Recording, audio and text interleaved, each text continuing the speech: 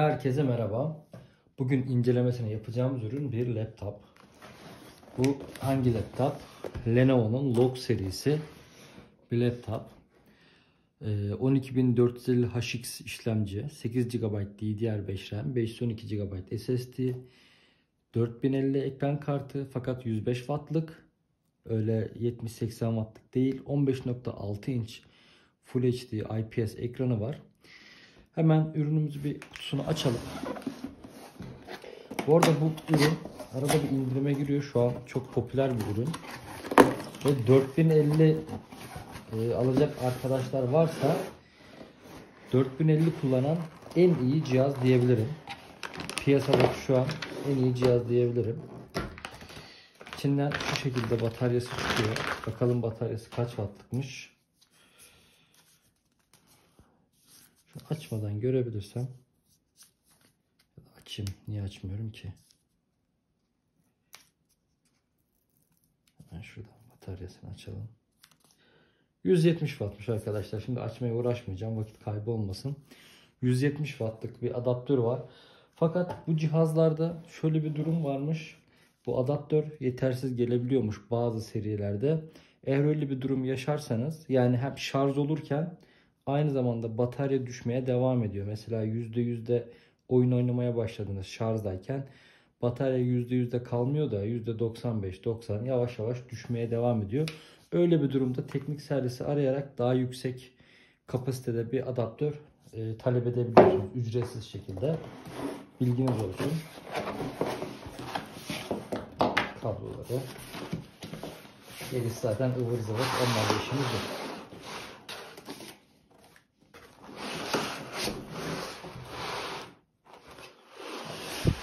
Şöyle bir köpükle çıkıyor ürünler.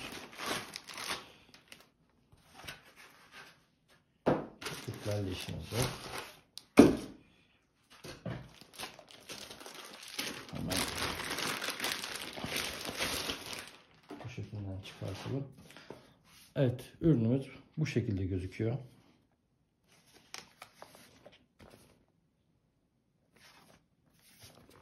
Arkasına da bakalım. Hazır arkasını çevirmişken portlara da bakalım. Güç girişi, 2 tane USB 3.0 ya da 3.2 portlarımız, HDMI ve Ethernet portumuz. Diğer tarafına baktığımız zaman tip C portumuz, gene USB-A portumuz, kulaklık ve mikrofon çıkış girişi. Burası da webcam'i açıp kapatmak için bir düğme. Webcam'i buradan açıp kapatabiliyorsunuz. Diğer tarafta herhangi bir port bulunmuyor. Arka menfezleri bu şekilde. Ve alttaki hava girişleri de şu şekilde 3 tane. Şurada da 2 tane speaker'ı bulunuyor. Hemen bir cihazımızı açalım. Bu arada şuradaki log da aynalı. Güzel gözüküyor.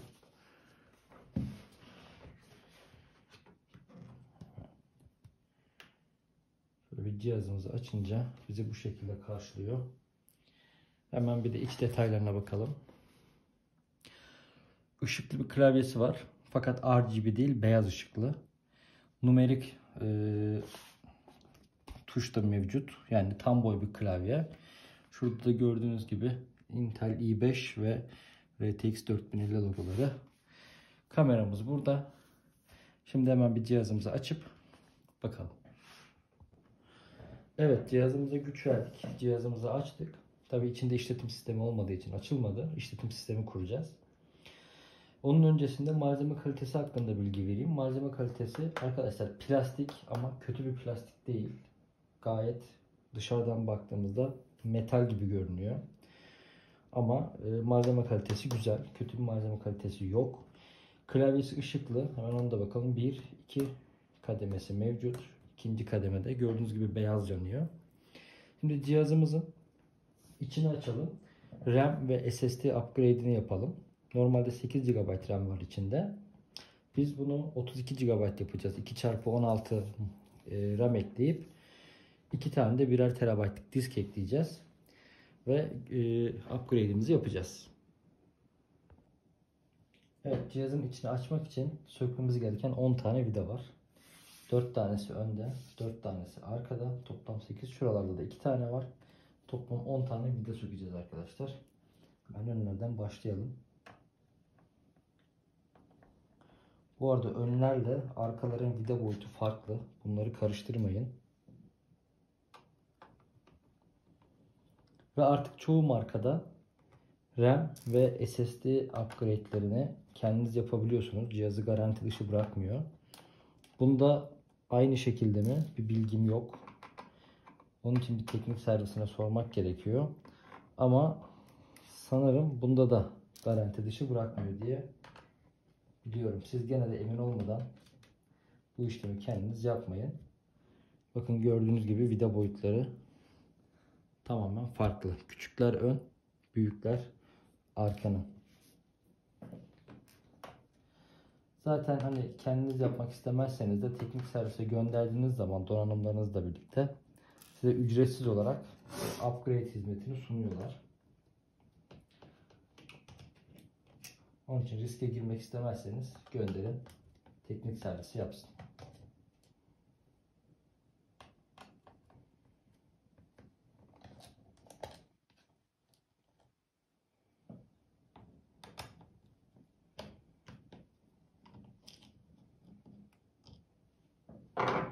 Evet, vidalarını söktük.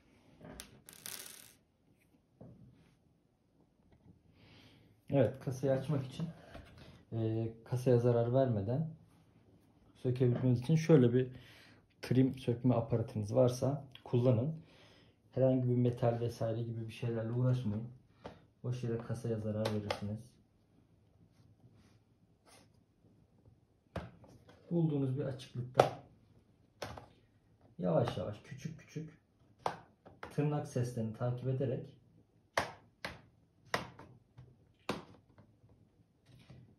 kasanın tırnaklarını attırın.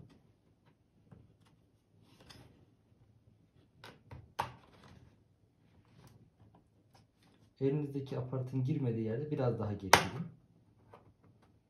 Hafif hafif.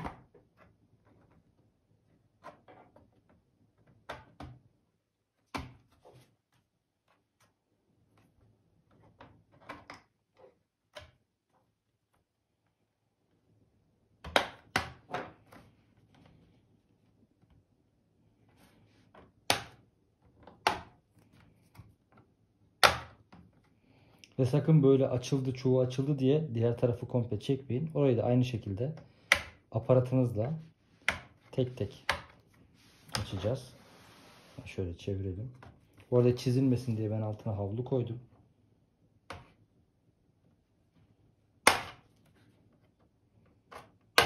Evet. Bütün tırnaklarımızı açtık. Şöyle yavaşça kasamızı kaldıralım. Evet, kasamızın içi bu şekilde, kapağımız. Hemen cihazımızı bir incelemeye başlayalım. Şu vidalarımızı şuradan alalım. Evet, cihazımız bu şekilde. Şöyle çevireyim hemen. Evet, cihazımızda 2 fan mevcut. Soğutmak için. 2 de soğutma bloğu. Bunlar aradan tek yolla birbirine bağlı. Burada SSD'miz, RAM'lerimiz bunun altında. Burada ikinci bir SSD yuvamız ve bataryamız var. Şurada da hoparlörlerimiz, BIOS pilimiz mevcut. Şöyle bir yakından göstereyim. İç yapısı cihazın bu şekilde. Hemen bataryamızın özelliklerine bakalım. Evet, 15.44 volt, 60 watt. Şuradan da isteyen detaylı olarak bakabilir. Şimdi herhangi bir işlem yapmadan önce cihazın batarya bağlantısını söküyoruz arkadaşlar. Hani hangi işlem olursa olsun öncelikle ilk yapmamız gereken cihazın batarya bağlantısını sökmek.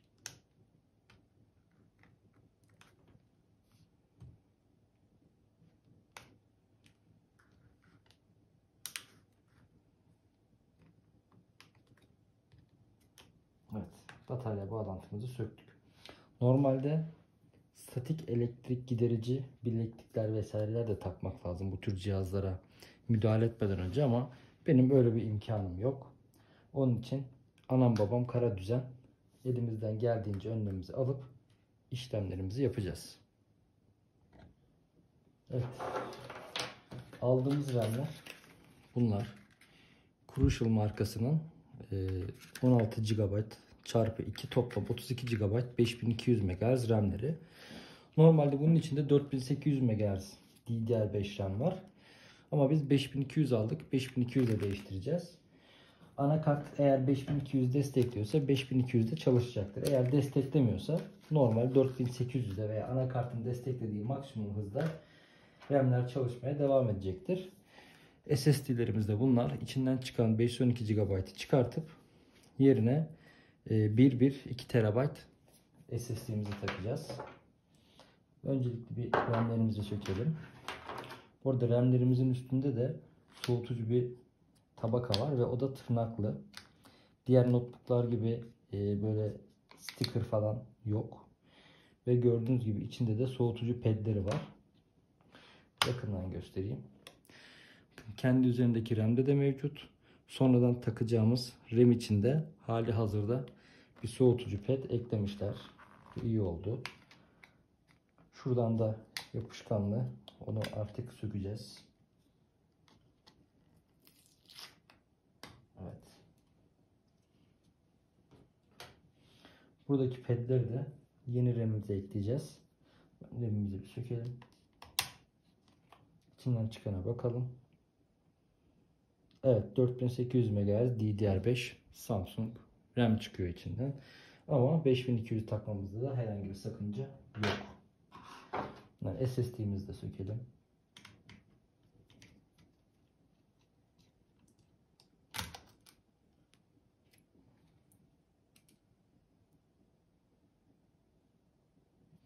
Evet, SSD'miz küçük 2242 olması lazım. Ama biz 2280 takacağız. Onun için de zaten burada yuvası var. Şu şekilde SSD'mizi takacağız. Onun için ben söktüm ama size söyleyeyim. Şurada bakın SSD'nin vida yuvasının da yuvası var. Şunu alttakini söküyorsunuz. Sadece vidayı değil alttakini söküp bu takacağınız mesafedekine takıp sıkıyorsunuz. Ondan sonra üzerindeki vidayı söküp SSD'nizi takıyorsunuz. Tabii şu an vida sıkışmış bir penseden destek almak durumunda kalacağım. Evet, hemen penseden ufak bir destek alalım. Şu şekilde alt tarafı tutup üstteki vidayı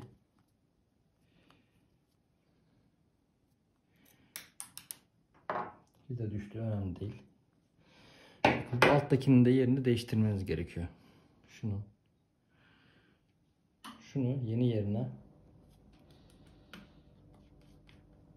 takıp hafifçe sıkacağız.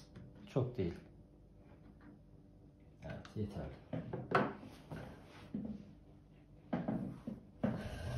Düşenimizi alalım. Hemen şimdi SSD'mizi açıp yerine yerleştirelim. Bu arada ana SSD'miz buraya, ikinci depolama SSD'mizi de buraya yerleştireceğiz.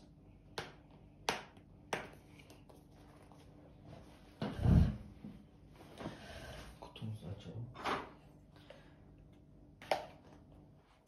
Bu arada SSD'mizi de test etmiş oluruz. SSD'mizin 5000 MB yazma hızı var. Hemen bakalım arkadan. Gen 4 bir SSD. Kioxia'nın. Ben buna da bir bakalım. Bu Gen 4, bu Gen 3. Onun için bunu depolama olarak kullanacağız. Gen 4'ü hızlı olanı işletim sistemi kurmak için kullanacağız. SSD'miz burada. Normal poşetinde. Onu da çıkartalım.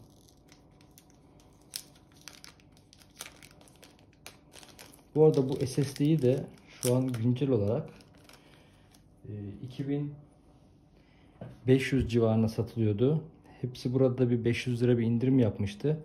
Kupon vesaireyle 1950'ye geldi. Eğer ihtiyacınız varsa kovalayın. İlla ki o fiyatlara tekrar düşecektir. göstereyim. SSD'mizi takalım.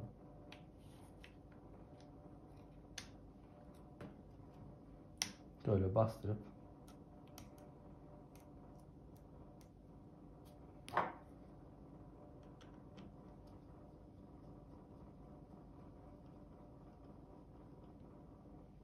evet.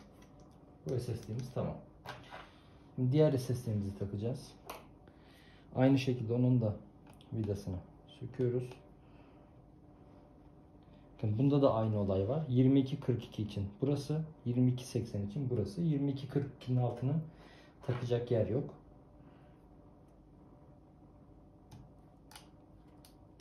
Bu arada bende bir de 2232 SSD var.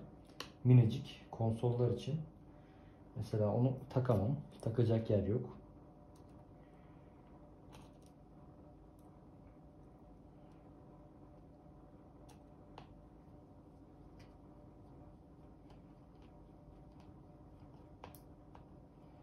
Evet, SSD'lerimiz tamam.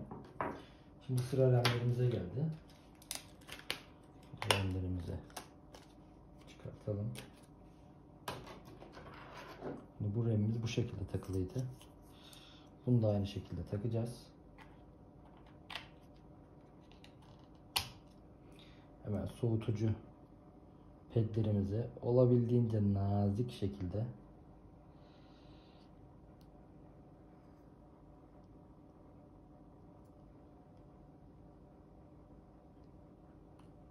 söküp yeni RAM'imizin üstüne ekliyoruz.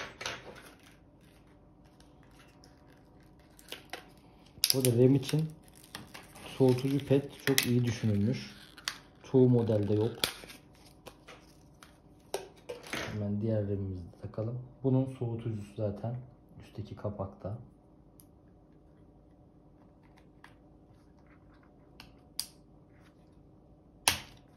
Evet. O da yerine oturdu.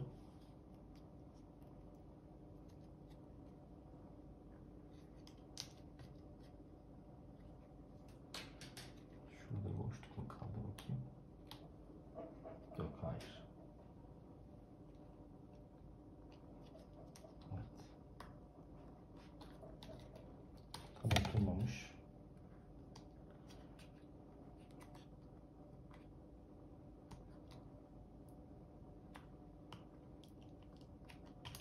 Evet, şimdi tam oturdu. Demin tam oturtamamış.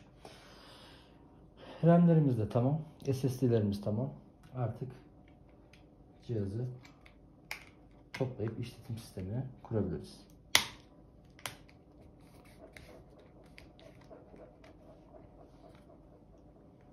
Bu arada cihazda normal SATA SSD ekleme yeri yok. SATA SSD'niz varsa ekleyemezsiniz. Yalnızca M.2. Tekrardan şöyle göstereyim ve kapatıp işletim sistemini kurmaya geçelim. Kapatmadan önce bataryanızın fişini takmayı unutmayın. Benim de son dakika görünce aklıma geldi. Onu da yerine yerleştirelim.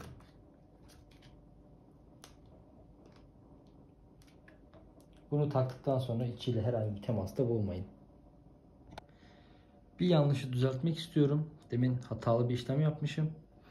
Şu gördüğünüz M.2 vida yuvasını buradan sökmüyoruz arkadaşlar. Ben buradan söküp buraya takmıştım ama burada zaten varmış. Bu direkt vidayı buraya takıyoruz. Benim aklım masaüstü anakartlarını kasaya monte ederken ki kullandığımız aparatlara gittiği için onlarda çünkü bunları söküp takıyoruz. Ben bunu da söktüm buraya taktım ama takmamıza gerek yokmuş. SSD biraz açılı kalınca kapağı takmadan önce neyse ki fark ettim. Bunu tekrar buraya yerine taktım. SSD'yi bunun üzerine takıp normal buraya vidalıyoruz. Hemen göstereyim. Evet, bu şekilde. Hazır. Yakından da şöyle bir cihaza bakalım. Evet, cihazımız hazır. Şimdi Windows kurulumuna geçeceğiz. Cihazımızı açalım. USB bağlantısını da yapalım.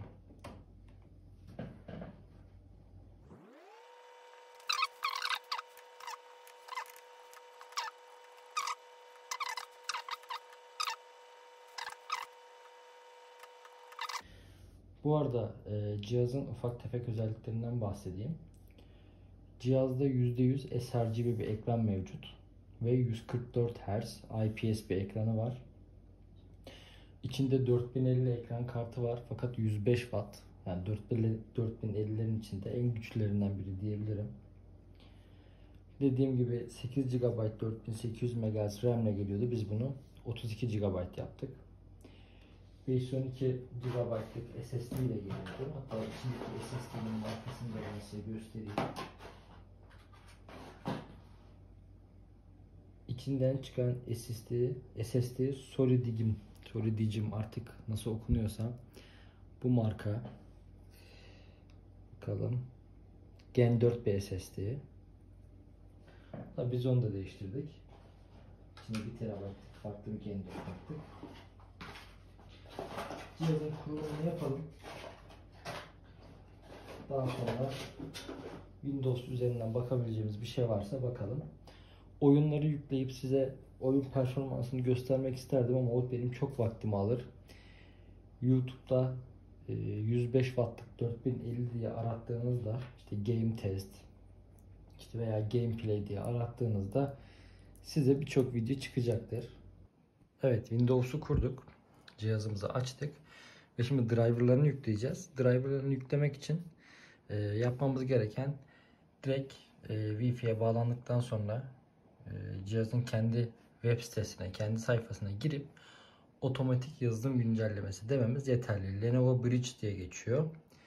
Hemen bunu aktif ettiğimiz zaman kendisi zaten tarayıp gereken bütün sürücüleri yüklüyor.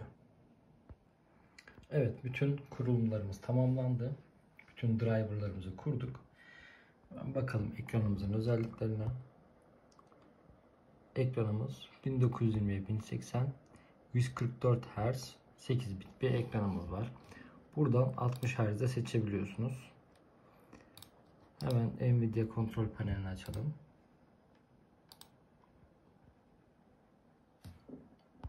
Bu arada ekranın renkleri çok güzel. Şuradan sistem bilgileri diyelim. Ekran kartımızın wattına bakalım.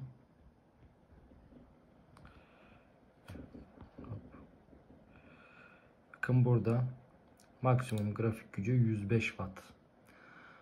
Evet, onu da kontrol ettik.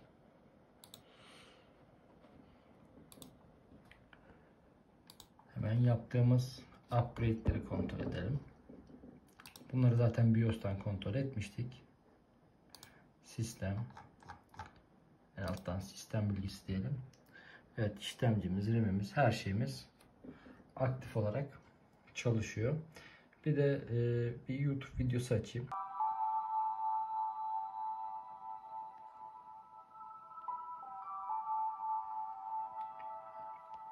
Biraz kameranın ışığını kıstım. Çok fazla parlamasın diye. Ama ekran parlaklığı çok güzel. Renkler çok güzel. Çok doygun. %100 sRGB'nin hakkını veriyor. Karanlıkta da klavyemiz bu şekilde gözüküyor. Onun fonksiyonlarını göstereyim size. Şu şekilde 2 kademe. Birinci kademe, ikinci kademe.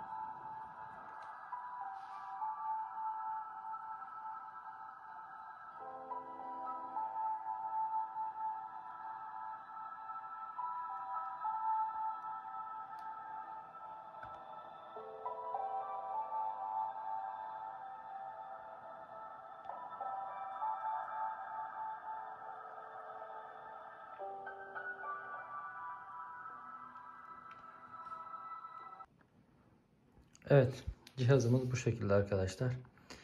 İzlediğiniz için teşekkür ederim. Sizin de eklemek istediğiniz bir şey varsa yorumlarda yazarak videoyu izleyen diğer arkadaşlara yardımcı olabilirsiniz. Kendinize iyi bakın.